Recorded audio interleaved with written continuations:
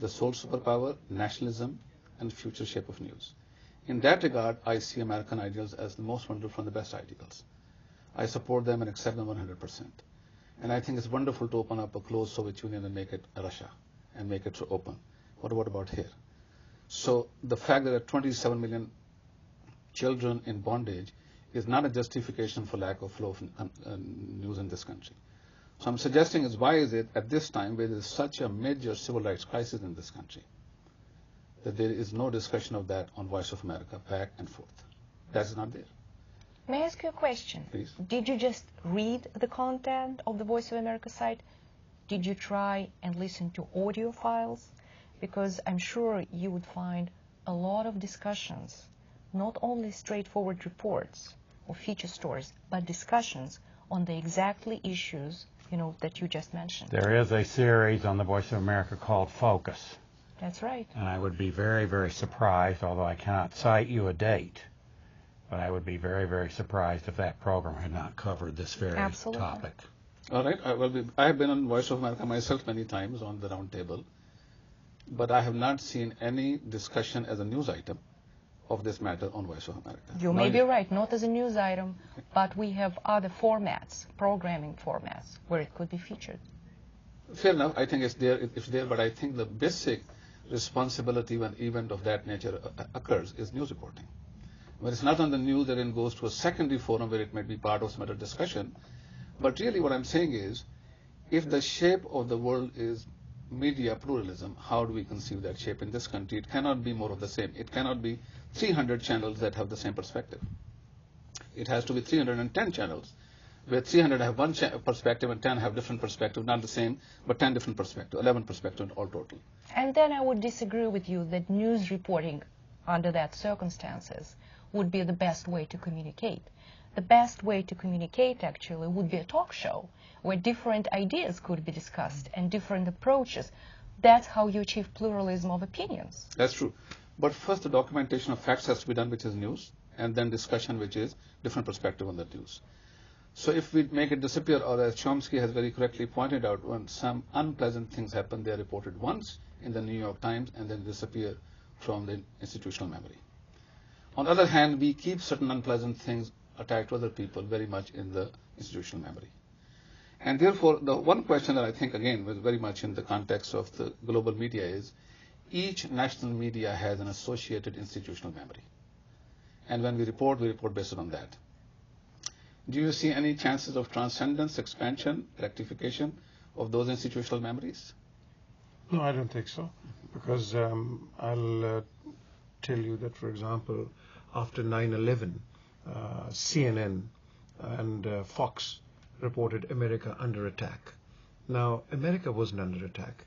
It was an act of some irresponsible, I would say, people of the lowest order who did what they did, in New York. But when it came America under attack, and this broadcast was being seen in all the countries, and particularly the Islamic countries, the image was given as though there was a fight going on between Islam and the United States of America. Now, this kind of hype, which is created from one side, will have a negative result. America was never under attack at any given moment in time. It was the act of some callous, ignorant terrorists, and some bunch of them. That doesn't mean the rest of the world is like that.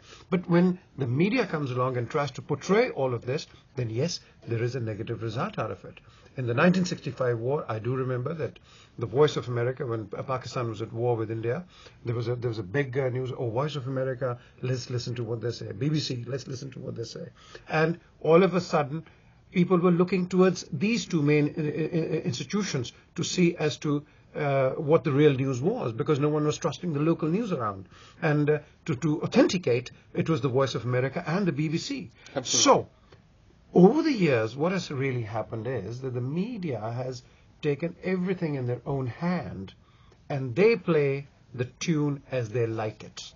Now, sometimes the tune works, and sometimes the tune doesn't work. And in this instance, unfortunately, the tune hasn't worked to what you're trying to refer to. Yes, what I'm saying is among other things you have actually anticipated my next question, and that was region by region relationship, all right?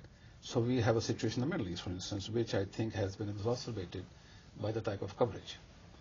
But again, I think the rectification is not to lessen it, but to expand it, make it more. I'm not calling for less, I'm calling for more. So maybe many more perspectives are given. U.S. occupying authority has a more open-minded attitude towards flow of information inside Iraq than inside the United States. Right? But let's look at South Asia, for instance. What's the flow of information there, and how do we see it integrating into the larger scheme of things? One is the model that was very correctly pointed out, the cooperative model, which I think is a very important model, needs to be followed. And second is the model of people now. I think your own channel, ARY, takes many things produced by India. I don't know. They're not even modified. They just sort of know. I think. Not from India. We don't take anything from India. Is it not Geo? us. It is. This is sorry, Geo. okay. Yes. In Pakistan, recently they have, recently I mean 7 years, they have licensed 23 news television channels, and many of them are doing that. So there is a cross-pollination of ideas. There is cooperative projects. There is simple borrowing. And now there is hybridization of the programs where people from India and Pakistan and Bangladesh come into the Middle East. Joint programs are done and floated. Then if you look at the Indian movie, for instance, Bollywood, that has another feature where you have mixing of languages. You have songs in English and Hindi and Urdu and some other languages, and you have dancers from all over the world who come and combine. To me, this seems some transcendence of the national color and national factor. It may not be comprehensive, but it's there. So I'm just wondering, how do you see being in South Asia? How do you see? See, first of all, in South Asia, let's get one thing right, is that people in South Asia do not have the same command of English as perhaps in the West. It is not a language. It is a multiple of languages, which float around in that part of the world. Now here, what I would say is the choice of words has to be very carefully chalked out. I mean, when you immediately use a word, like I'm here now, and what I'm seeing on Fox, terror alert 1, terror alert 2, terror red, and this and that. Now, this gives you an unnecessary hype. It's not an easy or a comfortable thing, not even for the Americans, let alone for somebody from outside. So it gives you a very uneasy feeling. Now, these are the kind of words which should be carefully sorted out, thought about, and then put out. Because words can play a major important part in, I would say, alienating each other. As you say, even in regional areas, it really bonds people. But it's just a choice of words. And I think that really needs to be looked into. Choice of words? Well, I think the fact that you mentioned Bollywood, it is really fascinating. And I really like that idea. And actually, this intermingling of cultures, we do watch it and hear it and listen to it every day and every time, because a lot of things, good things, advanced things that develop in one part of the world and then come to the other part of the world can be just adopted in the original language. It is easier to use, let's say in Russian, a lot of English terms for business. It's easier just to use them as they are instead of trying to explain them in long sentences. Mm-hmm. So this intermingling or introduction of foreign languages in other countries, it's a normal process. It irritates a lot of people, and they try to keep this, pure, language of their own. But it doesn't work always to their advantage, I think. Yes, and again, even in translation, when the literature is there, for instance, one reads Haji Murad by Tolstoy. That's right. Even in English, you get that sensibility of a profound mind at work, looking painfully at these very, very complicated relationships, sense of the self and the other, and grades of the other, and you are continuously in thought of the other. But that is the treasure that we have all in common.